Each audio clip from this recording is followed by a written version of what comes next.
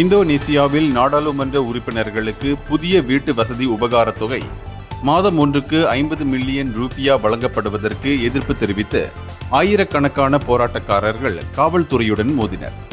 இந்த தொகை ஜகார்த்தாவின் குறைந்தபட்ச ஊதியத்தை விட கிட்டத்தட்ட 10 மடங்கு அதிகமாகும். இவ்வாரத்தில் மட்டும் இரண்டாவது முறையாக நடந்த இந்த போராட்டத்தில் பெரும்பாலும் மாணவர்கள் கலந்து கொண்டனர். இதனிடையே போராட்டக்காரர்கள் கற்கள், பட்டாசுகள், மூங்கில் குச்சிகளை வீசினர். போராட்டக்காரர்களை கட்டுப்படுத்த பதிலுக்கு காவல்துறையினர் கண்ணீர் புகை குண்டுகள், நீர் பீரங்கிகளை பயன்படுத்தி கூட்டத்தை கலைத்தனர். இருப்பினும் மோதல்கள் பின்னர் வணிக பகுதிகளுக்கும் பரவின. தற்போது அரிசி, கல்வி போன்ற அத்தியாவசிய பொருட்களின் விலை உயர்வு மக்களின் வாழ்க்கை தரத்தை பாதித்துள்ளது. மேலும் ஜவுளித்துறையில் நடந்த பெருமளவிலான ஆட்குறைப்பு இந்தோனேசியாவின் பொருளாதார நிலைத்தன்மை குறித்த கவலையை ஏற்படுத்தியுள்ளது.